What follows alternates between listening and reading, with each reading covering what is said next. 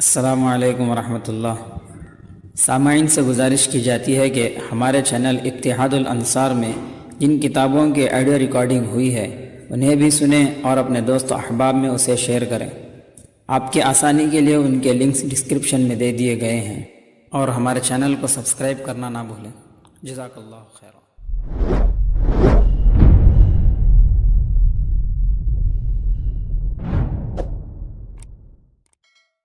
بسم اللہ الرحمن الرحیم۔ سیرت پاک صلی اللہ علیہ وسلم، غزوہ حنین۔ مکے کا فتح ہو جانا اسلام کی عظیم الشان فتح تھی۔ اس سے مسلمانوں کو دین کا زبردست فائدہ ہوا اور دنیا کا بھی۔ ایک طرف تو اس فتح سے دور دور تک مسلمانوں کا رعب اور ہیبت پیدا ہو گئی، اور دوسری طرف قریش کے وہ بڑے بڑے سردار جو اب تک اسلام اور رسول اللہ کے دشمن تھے، ایک دم مسلمان ہو گئے۔ ایسے لوگوں میں سب سے پہلے حضرت ابو سفیان اور حضرت حکیم بن حزام ہیں۔ یہ دونوں بر زہران کے مقام پر آ کر ہی مسلمان ہو گئے تھے۔ تیسرے حضرت اکرمہ بن ابو جہل تھے، جو قریش کے سرداروں میں سے تھے۔ فتح مکہ کے دن حضور صلی اللہ علیہ وسلم نے ان کو قتل کرنے کا حکم دیا تھا، مگر ان کی بیوی ام حکیم مسلمان ہو گئی تھی۔ انہوں نے اپنے شوہر کی سفارش کی اور انہیں حضور سے معافی دلا دی۔ رسول اللہ صلی اللہ علیہ وسلم کی طرف سے اس مہربانی کے معاملے پر ان کے دل پر بہت اثر ہوا، اور وہ حضور کی خدمت میں حاضر ہو کر سچے دل سے مسلمان ہو گئے۔ اسی طرح حضرت صفوان بن امیہ کو حضور نے معافی دی اور وہ آ کر مسلمان ہو گئے۔ پانچویں حضرت سہیل بن عمرو ہیں، ان کو بھی حضور نے امان دی اور یہ مسلمان ہو گئے۔ یہ دونوں بھی قریشی سرداروں میں سے تھے۔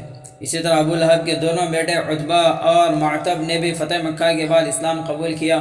فتح مکہ کے بعد یہ دونوں مکے سے بھاگ گئے تھے۔ حضور صلی اللہ علیہ وسلم نے خود حضرت عباس سے ان کے متعلق پوچھا کہ وہ کہاں ہیں۔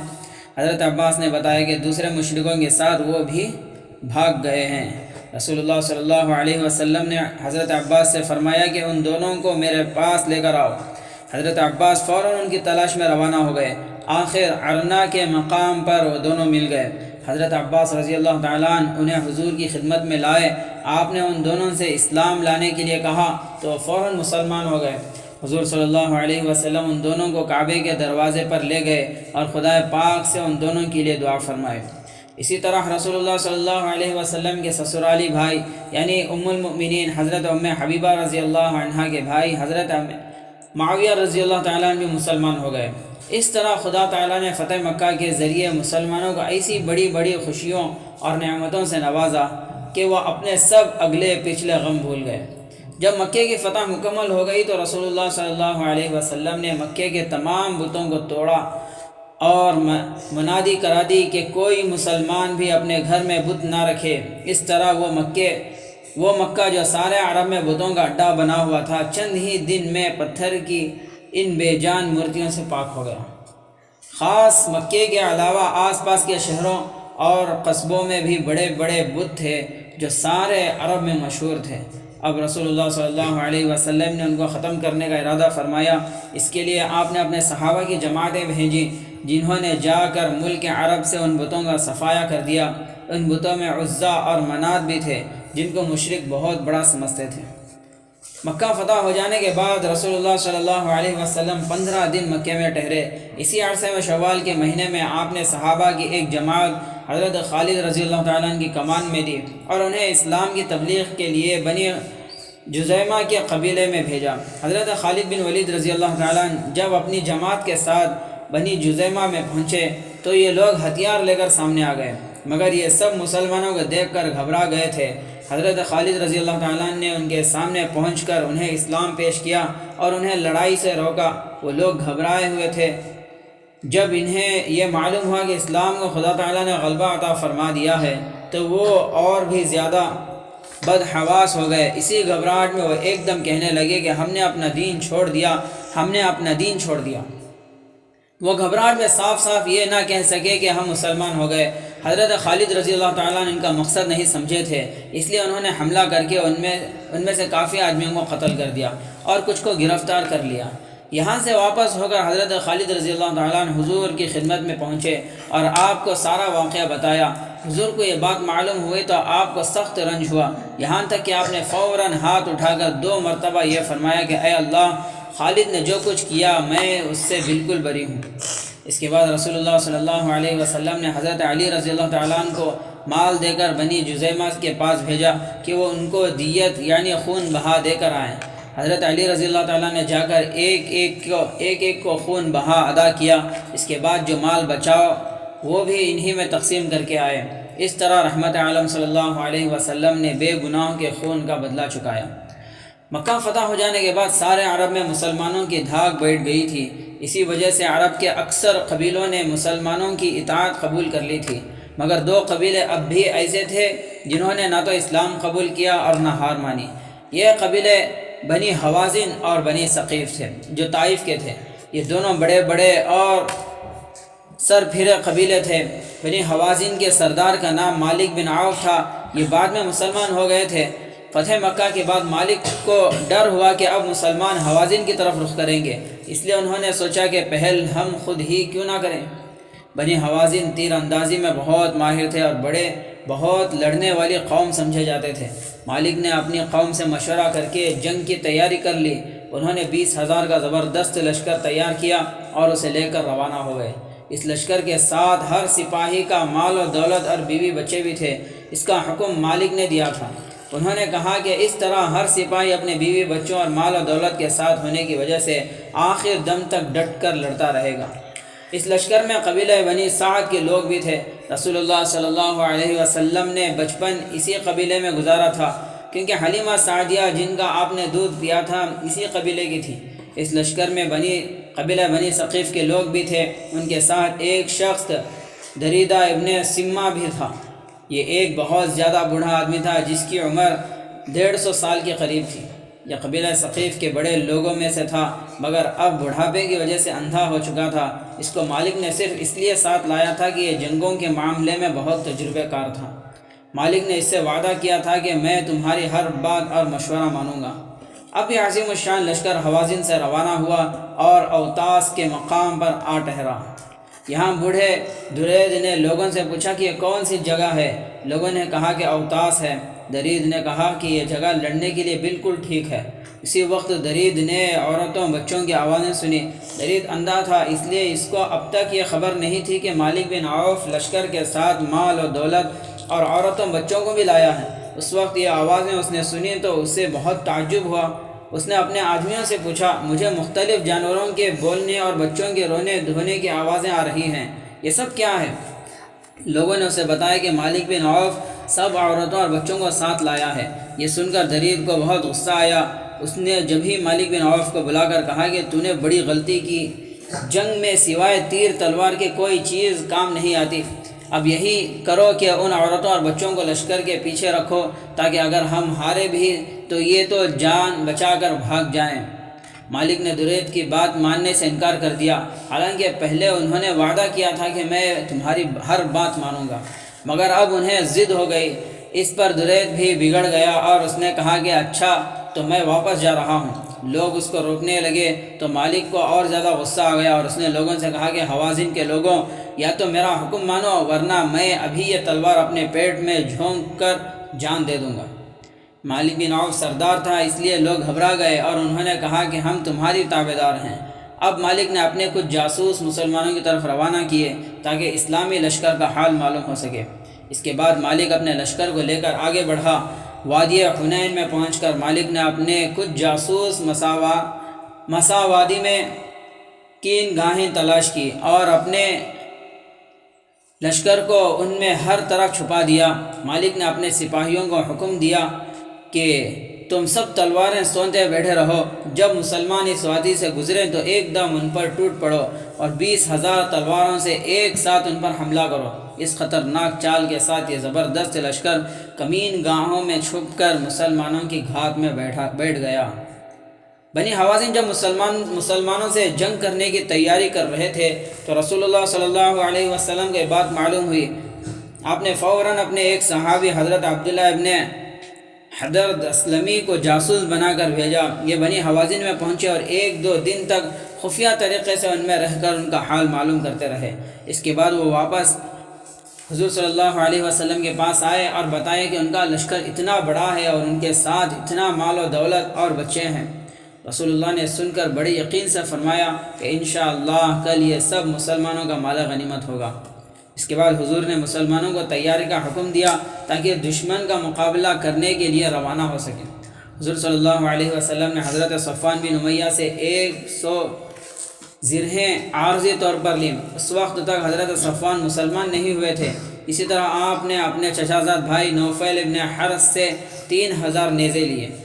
سب تیاریاں پورا ہونے کے بعد اسلامی لشکر بنی حوازن کی طرف بڑھنا شروع ہوا۔ اسلامی لشکر میں 12,000 آدمی تھے اور ان میں 10,000 تو وہ تھے جو فتح مکہ کے لیے حضور کے ساتھ مدینے سے آئے تھے، اور 2,000 وہ تھے جو مکے میں حضور صلی اللہ علیہ وسلم کے پاس آ کر اسلام قبول کیے تھے۔ ان میں کچھ ایسے بھی تھے جو مسلمان تو نہیں ہوئے تھے مگر مسلمانوں کی تابعداری کر رہے تھے۔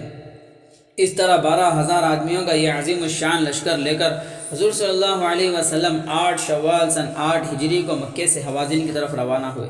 یہ اسلامی لشکر اتنا زبردست تھا کہ جب یہ حوازن کی طرف روانہ ہوا تو ایک صحابی کے منہ سے بڑائی کا یہ جملہ نکلا کہ آج ہم مسلمان کم ہونے کی وجہ سے شکست نہیں کھا سکتے، یعنی ہمارا یہ لشکر اتنا بڑا ہے کہ ہم تعداد میں کم ہونے کی وجہ سے نہیں ہار سکتے۔ ہاں، اللہ تعالیٰ کو ہی ہماری ہار منظور ہو تو ہم ہار سکتے ہیں۔ اللہ تعالیٰ کو صحابی کی یہ بات پسند نہیں آئی۔ تیسرے دن پیر کے روز اسلامی لشکر حنین کی وادی میں داخل ہوا۔ یہاں بنی حوازن ہر طرف کمین گاہوں میں چھپے بیٹھے تھے۔ مسلمانوں کو اس کا کچھ پتہ نہیں تھا کہ یہاں دشمن تلواریں سوندے گھات میں بیٹھا ہے۔ جب مسلمان اس درے سے گزرنے لگے تو اچانک دشمن تلواریں لے کر ان پر ٹوٹ پڑے۔ 20,000 تلواریں ایک دم مسلمانوں کے اوپر لہرانے لگی۔ یہ حملہ بہت سخت تھا اور بہت کامیاب رہا۔ مالک بن عوف کو اس کا مشورہ درید ابن سما نے دیا تھا۔ اس نے مالک سے کہا تھا کہ تم اپنے لیے کمین گاہیں بنا لو، ان سے تمہیں بہت مدد ملے گی۔ اگر تم نے کمین گاہوں سے مسلمانوں پر حملہ کیا تو ان میں سے ایک بھی بچ کر نہیں جا سکے گا۔ اس طرح مالک نے بوڑھے درید کی رائے پر اپنے لشکر کو کمین گاہوں میں چھپا دیا۔ جیسے ہی ان مشرکوں نے مسلمانوں کو دیکھا کہ وہ درے میں داخل ہو گئے ہیں، وہ سب مل کر ایک ساتھ ان پر ٹوٹ پڑے۔ مسلمانوں کو اس طرح حملے کا گمان بھی نہ تھا، اسی لیے وہ ایک دم گھبرا گئے۔ اس گھبراہٹ میں جس طرف منہ اٹھا وہ اسی طرح بھاگ کھڑا ہوا۔ وہ سب اتنے بدحواس ہو رہے تھے کہ انہوں نے پیچھے مڑ کر بھی نہ دیکھا، یہاں تک کہ وادی میں رسول اللہ صلی اللہ علیہ وسلم کے ساتھ 12,000 میں سے صرف 10-12 صحابہ رہ گئے، جن میں حضرت ابو بکر، حضرت عمر، حضرت علی، حضرت عباس، حضرت صفوان بن حرث رضی اللہ عنہم بھی تھے۔ حضرت عباس آپ کی سواری کی لگام پکڑے ہوئے تھے اور حضرت ابو سفیان ابن حرث نے ان کی رکاب تھام رکھی تھی۔ اسلامی لشکر میں اس طرح ابتری پھیل گئی کہ ایک کو دوسرے کی خبر نہ رہی، یہاں تک کہ ابو سفیان ابن حرب اور کچھ مشرکوں نے ایسی باتیں کہیں کہ گویا اب مسلمانوں کی شکست لازمی ہے۔ ابو سفیان نے کہا کہ مجھے تو ایسا لگتا ہے کہ شکست اب دریا سے پہلے نہیں تھمے گی۔ کلدہ بن جندل نے خوشی سے چیخ کر کہا کہ لو، آج جادو کا خاتمہ ہو گیا۔ وہیں حضرت صفوان بن امیہ بھی کھڑے تھے۔ یہ اس وقت تک مسلمان نہیں ہوئے تھے مگر انہوں نے ڈانٹ کر کلدہ سے کہا کہ خاموش ہو جاؤ، مجھے زیادہ پسند ہے کہ قریش کا کوئی آدمی میرا سرپرست ہو، مگر یہ مجھے منظور نہیں کہ حوازن کا کوئی آدمی میرا سرپرست بنے۔ اس طرح خدا پاک نے مسلمانوں کو ان کے بڑے بول کا انجام دکھایا، کیونکہ بعض صحابہ نے اسلامی لشکر کی تعداد دیکھ کر کہا تھا کہ آج ہمارا لشکر اتنا بڑا ہے کہ تعداد کی وجہ سے ہم ہرگز شکست نہیں کھا سکتے۔ یہ بات خدا کو ناپسند ہوئی اور مسلمانوں نے دیکھ لیا کہ ان کی تعداد ان کے کچھ بھی کام نہیں آئی۔ رسول اللہ صلی اللہ علیہ وسلم کے ساتھ صرف تھوڑے سے آدمی رہ گئے تھے۔ شیبہ ابن عثمان اس وقت وہیں موجود تھے۔ یہ اس وقت تک مسلمان نہیں ہوئے تھے۔ جنگ احد میں ان کے باپ مسلمانوں کے ہاتھوں قتل ہو گئے تھے۔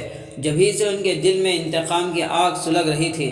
جب مسلمانوں میں بھگدڑ پڑی اور انہوں نے حضور کو اکیلا دیکھا تو یہ بڑے خوش ہوئے اور کہنے لگے کہ آج میں اپنا بدلہ ضرور لوں گا۔ یہ ارادہ کر کے وہ حضور کی طرف بڑھے، مگر وہ خود بتلاتے ہیں کہ جیسے ہی میں حضور صلی اللہ علیہ وسلم کے سامنے پہنچا تو اچانک مجھے ایسا لگا کہ میرا دل ڈوب رہا ہے۔ ان کے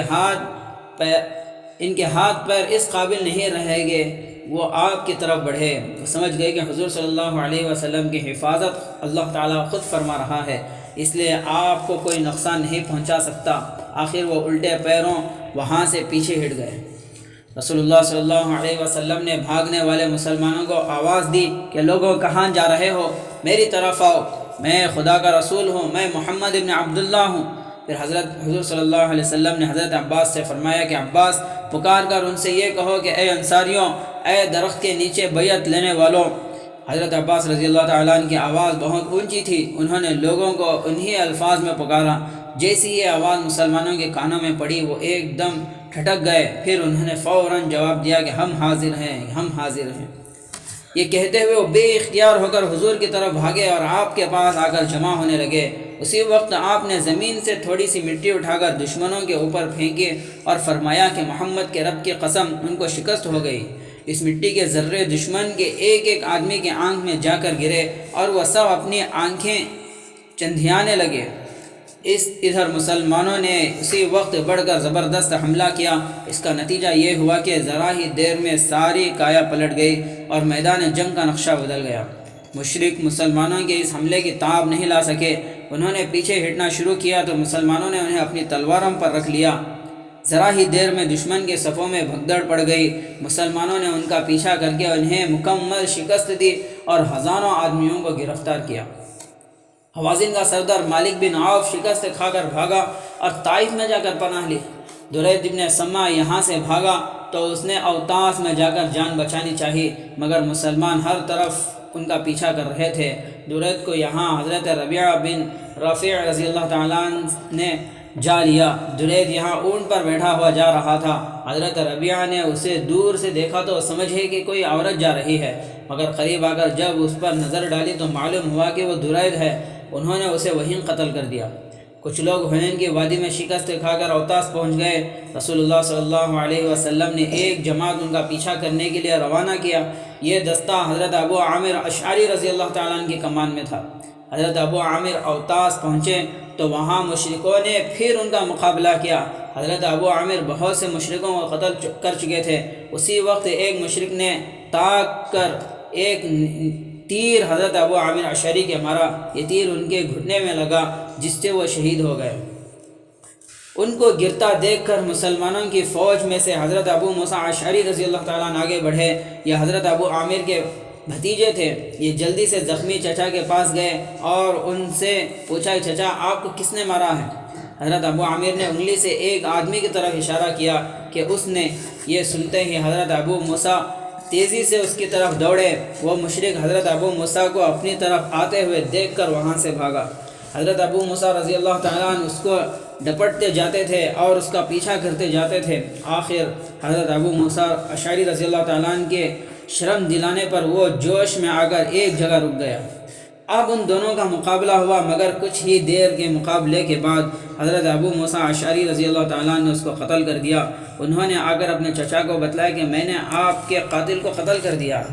آخر سانسوں میں حضرت ابو عامر نے بھتیجے سے کہا کہ بھتیجے، رسول اللہ سے میرا سلام عرض کرنا اور یہ کہنا کہ میری بخشش کی دعا فرمائیں۔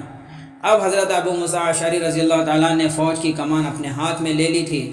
وہ بہت بے جگری کے ساتھ لڑے، یہاں تک کہ خدا تعالیٰ نے مسلمانوں کو فتح دی اور مشرک شکست کھا کر کچھ بھاگ گئے اور کچھ قتل اور گرفتار ہو گئے۔ یہاں بھی مسلمانوں کو زبردست مال غنیمت ملا۔ مسلمانوں کا یہ دستہ اوطاس کو فتح کرنے کے بعد واپس رسول اللہ صلی اللہ علیہ وسلم کے پاس آ گیا۔ حضرت ابو موسیٰ اشعری نے جب اپنے چچا حضرت ابو عامر اشعری کا سلام اور درخواست پہنچائی تو رسول اللہ صلی اللہ علیہ وسلم نے ان کو یہ دعا دی کہ اے اللہ، قیامت کے دن انہیں اپنے بندوں میں بہت سوں سے اونچا رکھیے۔ اس غزوے کا نام غزوہ حنین ہے۔ اس میں مشرک کے 70 آدمی قتل ہوئے اور 6000 آدمی گرفتار ہوئے۔ غزوہ حنین میں مشرکوں کو خدا تعالیٰ نے شکست دی۔ ان کے کچھ سردار اور دوسرے لوگ یہاں سے بھاگ کر طائف پہنچ گئے۔ طائف میں قبیلہ ثقیف آباد تھا جو بہت مضبوط اور بڑا قبیلہ تھا۔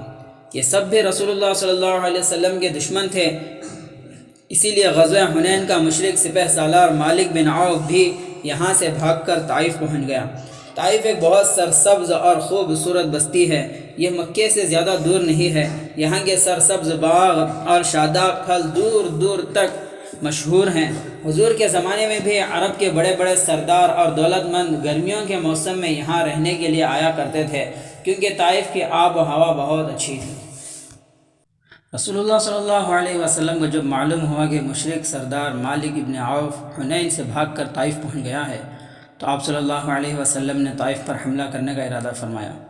طائف روانہ ہونے سے پہلے آپ نے حضرت طفیل بن عمرو دوسی رضی اللہ عنہ کو بھیجا کہ وہ مشہور بت ذوالکفین کو توڑ کر آئیں۔ یہ لکڑی کا تھا اور عرب کا مشہور بت تھا۔ حضرت طفیل بن عمرو دوسی رضی اللہ عنہ کے ساتھ حضور صلی اللہ علیہ وسلم نے کچھ دوسرے صحابہ کو بھیجا۔ آپ نے حضرت طفیل کو ہدایت فرمائی کہ وہ اس بت کو توڑنے کے بعد طائف میں حضور سے آ ملیں۔ چنانچہ حضرت طفیل وہاں سے ذوالکفین بت کو توڑنے کے لیے روانہ ہو گئے۔ ادھر رسول اللہ صلی اللہ علیہ وسلم نے حنین کا مال غنیمت جعرانہ کے مقام پر محفوظ کرا دیا۔ اس مال غنیمت میں مال بھی تھا اور قیدی بھی تھے۔ اس سے فارغ ہونے کے بعد رسول اللہ صلی اللہ علیہ وسلم طائف کی طرف روانہ ہو گئے۔ مشرک سردار مالک بن عوف پہلے ہی طائف پہنچ چکا تھا۔ اس نے آتے ہی غلہ اور کھانے پینے کا دوسرا سامان جمع کرنا شروع کر دیا۔ جب یہ سامان اتنا ہو گیا جو سارے قلعے والوں کے واسطے کئی سال کو کافی ہو تو وہ تمام آدمیوں کے ساتھ قلعے میں بند ہو کر بیٹھ رہا اور مسلمانوں کا انتظار کرنے لگا۔ رسول اللہ صلی اللہ علیہ وسلم کے طائف پہنچنے کے بعد حضرت خالد بن ولید بھی اپنے دستے کے ساتھ پہنچ گئے۔ حضرت خالد رضی اللہ تعالیٰ نے طائف پہنچ کر قلعے کے قریب ہی پڑاؤ ڈالا۔ قلعے والوں نے یہ دیکھا تو انہوں نے ایک دم مسلمانوں پر زبردست تیر برسانے شروع کر دیے۔ یہ حملہ بہت سخت تھا کیونکہ مشرق قلعے کے اوپر بیٹھے ہوئے تیر برسا رہے تھے۔ اس حملے میں کئی مسلمان بہت زخمی ہو گئے، یہاں تک کہ حضرت ابو سفیان ابن حرب کی آنکھ میں تیر لگا جس سے ان کی آنکھ نکل کر گر پڑی۔ وہ اپنی آنکھ ہاتھ میں لیے ہوئے جناب رسول صلی اللہ علیہ وسلم کی خدمت میں حاضر ہوئے اور عرض کیا کہ یا رسول اللہ، میری یہ آنکھ اللہ تعالیٰ کے راستے میں جاتی رہی۔ رسول اللہ نے فرمایا اگر تم چاہو تو میں دعا کرو کہ تمہاری یہ آنکھ اپنی جگہ ٹھیک ہو جائے، اور اگر چاہو تو اس کے بدلے میں جنت لے لو۔ حضرت ابو سفیان نے عرض کیا کہ نہیں یا رسول اللہ، مجھے جنت چاہیے، اور یہ کہہ کر اپنی آنکھ پھینک دی۔ اس طرح مسلمان طائف والوں کو گھیرے رہے مگر مشرک بجائے باہر نکل کر مقابلہ کرنے کے قلعے کی دیواروں پر سے تیر اندازی کرتے رہے اور مسلمانوں کو نقصان پہنچاتے رہے۔ اس دفعہ مسلمانوں کے پاس منجیق بھی تھی۔ صحابہ نے اس کے ذریعے مشرکوں پر پتھر برسائے اور قلعے کی طرف بڑھنا چاہا، مگر مشرکوں نے اس کے جواب میں مسلمانوں پر زبردست تیروں کی باڑھیں ماری۔ یہ تیروں کی بوچھاڑ اتنی سخت ہوئی تھی کہ ان کے سامنے ٹھہرنا مشکل ہوتا تھا۔ اس کی وجہ سے 10-12 صحابہ شہید ہو گئے، مگر قلعے تک پہنچنے کی کوئی بھی صورت نہیں نکلی۔ آخر حضرت خالد بن ولید رضی اللہ تعالیٰ لشکر میں سے نکل کر سامنے آئے اور انہوں نے دشمن کو مقابلے کے لیے للکارا، میرے مقابلے کے لیے کون آتا ہے؟ مگر اس للکار کے جواب میں بھی دشمن کی طرف سے کوئی سامنے نہیں آیا۔ حضرت خالد بار بار انہیں للکارتے رہے مگر قلعے والوں میں سے کوئی نہیں نکلا۔ حضرت خالد کے بار بار للکارنے پر قلعے میں سے ایک سردار عبد یالیل نے چلا کر انہیں جواب دیا کہ ہم میں سے تمہارے سامنے کوئی نہیں آئے گا، ہم لوگ اطمینان سے قلعے میں بیٹھے رہیں گے، اس لیے کہ یہاں ہمارے پاس کھانے پینے کا اتنا سامان ہے جو ہمیں سالوں تک کافی ہے۔ اب اگر تم اس وقت تک ٹھہرے رہے کہ ہمارا کھانے پینے کا سامان ختم ہو جائے تو ہم ضرور تلوار اٹھا کر سامنے آ جائیں گے، اور اس وقت تک تم لوگوں سے لڑتے رہیں گے جب تک کہ ہمارا آخری آدمی بھی قتل نہ ہو جائے۔ اس طرح ایک دفعہ مسلمانوں نے دباغہ میں بیٹھ کر قلعے کی دیوار تک پہنچنا چاہا تاکہ وہاں پہنچ کر دیوار میں نقب لگایا جا سکے، مگر مشرکوں نے فوراً ہی اوپر سے مسلمانوں پر لوہے کی گرم سلاخیں پھینکنی شروع کی۔ آخر مسلمانوں کو پھر پیچھے ہٹنا پڑا۔ اس طرح مسلمانوں کا قلعے کا محاصرہ کیے ہوئے کئی دن گزر گئے مگر نہ آمنے سامنے کی جنگ ہو سکی نہ قلعہ فتح ہو سکا۔ اب رسول اللہ صلی اللہ علیہ وسلم نے مسلمانوں کا حکم دیا کہ قبیلہ ثقیف کے پھل توڑ لیے جائیں اور باغ جلا دیے جائیں۔ مسلمانوں نے باغوں کو کاٹنا شروع کیا۔ یہ دیکھ کر مشرک بہت گھبرائے اور انہوں نے رسول اللہ صلی اللہ علیہ وسلم کی بہت من و خوشامد کی، رشتہ داریوں کے واسطے دیے کہ آپ ان کے باغوں کو چھوڑ دیں۔ حضور نے فرمایا کہ اللہ کے واسطے اور رشتہ داریوں کی خاطر باغات چھوڑ دیتا ہوں۔ اس کے بعد حضور نے اعلان کرایا کہ قبیلہ ثقیف کا جو غلام بھی قلعے سے نکل کر ہمارے پاس آ جائے گا وہ آزاد کر دیا جائے گا۔ یہ اعلان سن کر 10-12 غلام مسلمانوں کے پاس آ گئے۔ اس سے طائف والوں کو بہت پریشانی ہوئی۔ اسی وقت عیینہ بن حصن نے رسول اللہ صلی اللہ علیہ وسلم سے اجازت مانگی کہ اگر آپ مجھے اس حویلی میں جانے کی اجازت دے دیں جس میں ثقیف کے لوگ قلعہ بند ہیں تو میں ان کو جا کر اسلام کی تبلیغ کروں گا اور سمجھاؤں گا۔ حضور نے عیینہ کو اس کی اجازت دے دی۔ وہ فوراً ہی ثقیف کے قلعے میں پہنچا اور ان سے کہنے لگا کہ تم اپنے قلعے سے ہرگز مت نکلو بلکہ یہیں جمے رہو اور باغوں وغیرہ کے کٹنے سے بالکل پریشان نہ ہو۔ اس کے بعد وہ حضور کی خدمت میں آیا۔ آپ نے اس سے پوچھا کہ تم نے ثقیف کے لوگوں سے کیا کہا؟ تو اس نے جواب دیا کہ میں نے انہیں اسلام قبول کرنے کے لیے کہا، دوزخ کی آگ سے ڈرایا، جنت کا راستہ بتلایا۔ آپ نے فرمایا تو جھوٹ بولتا ہے، تو نے ان سے یہ باتیں کہیں؟ اس کے بعد حضور نے ان کے سامنے وہ ساری باتیں دہرائیں جو اس نے ثقیف کے لوگوں سے کہی تھی۔ عیینہ کو سخت حیرت ہوئی اور اس نے فوراً کہا کہ آپ نے سچ فرمایا یا رسول اللہ، میں ان باتوں کے ذریعے خدا تعالیٰ سے اور آپ سے توبہ کرتا ہوں۔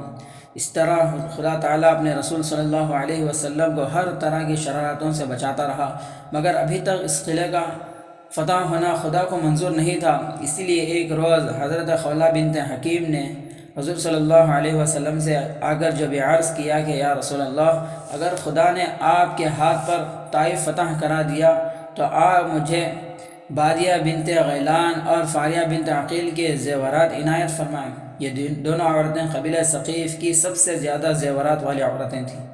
تو حضور نے حضرت خولہ کو جواب دیا کہ لیکن اگر خدا نے ہمیں ابھی ثقیف کے فتح کرنے کی اجازت نہ دی ہو۔ حضرت خولہ سن کر خاموش ہو گئیں۔ پھر وہ حضرت عمر کے پاس گئیں اور انہیں یہ بات بتائی کہ حضرت عمر رسول اللہ صلی اللہ علیہ وسلم کی خدمت میں حاضر ہوئے اور آپ سے پوچھا کہ کیا خولہ سے آپ نے یہی فرمایا ہے؟ آپ نے فرمایا کہ ہاں میں نے یہی کہا ہے۔ حضرت عمر نے پھر پوچھا کہ یا رسول اللہ، کیا آپ کو خدا نے ابھی اس کی اجازت نہیں دی؟ آپ نے فرمایا نہیں۔ تب حضرت عمر نے پوچھا کیا میں کوچ کا اعلان کر دوں؟ ادھر آپ نے اس بارے میں کچھ دوسرے صحابہ سے بھی مشورہ کیا۔ ان میں حضرت نوفل بن معاویہ دیلمی رضی اللہ تعالیٰ عنہ بھی تھے۔ آپ نے جب ان سے یہاں ٹھہرنے یا واپس جانے کا مشورہ کیا تو انہوں نے عرض کیا کہ یا رسول اللہ، لومڑی اپنے بھٹ میں ہے، اگر آپ ٹھہریں گے تو اسے پکڑ لیں گے اور اگر چھوڑ دیں گے تو کوئی نقصان نہیں ہے۔ آخر رسول اللہ صلی اللہ علیہ وسلم نے حضرت عمر کو حکم دیا کہ واپس جانے کا اعلان کر دیں۔ چلتے وقت رسول اللہ صلی اللہ علیہ وسلم نے ثقیف والوں کے لیے دعا فرمائی کہ اے اللہ، ثقیف کے لوگوں کو سیدھا راستہ دکھا اور انہیں مسلمان کر کے میرے پاس پہنچا۔ بعد میں یہی ہوا کہ خدا تعالیٰ نے اپنے نبی کی دعا قبول فرمائی اور طائف کے لوگ مسلمان ہو گئے۔ یہاں سے رسول اللہ صلی اللہ علیہ وسلم اسلامی لشکر کے ساتھ واپس جعرانہ پہنچے۔ یہاں مال غنیمت اور قیدی جمع تھے۔ اس مال غنیمت میں 6000 قیدی، 40,000 بکریاں اور 24,000 اونٹ تھے۔ اس کے علاوہ بہت کچھ چاندی وغیرہ تھی۔ آپ نے مال غنیمت تقسیم کرنے سے پہلے کچھ دن انتظار فرمایا کہ شاید بنی حوازن آئیں اور اپنے قیدیوں کو چھڑائیں۔ آخر 10 دن تک جب کوئی نہ آیا تو آپ نے ان قیدیوں کو تقسیم کر دیا۔ جب سب قیدی تقسیم ہو چکے تو بنی حوازن آئے اور آپ سے التجا کرنے لگے کہ ہمارا مال اور قیدی ہمیں دے دیں۔ آپ نے فرمایا کہ میں تمہارا انتظار کر چکا ہوں، اب یا تو مال لے لو اور یا قیدی۔ انہوں نے قیدی مانگے۔ آپ نے اپنے اور بنی ہاشم کے حصے کے قیدی تو اسی وقت دے دیے اور دوسرے قیدیوں کے لیے ظہر کی نماز کے بعد مسلمانوں سے سفارش فرمائی۔ مسلمانوں نے فوراً خوشی سے اپنے حصے کے قیدی چھوڑ دیے اور اس طرح ایک دم 6000 قیدی آزاد ہو گئے۔ اس سے فارغ ہو کر آپ جعرانہ سے عمرے کے لیے مکہ تشریف لے گئے، وہاں عمرہ فرمایا اور حضرت عتاب ابن اسید کو مکہ کا گورنر مقرر فرمایا۔ اس کے بعد آپ صحابہ کے ساتھ واپس مدینہ منورہ تشریف لے گئے۔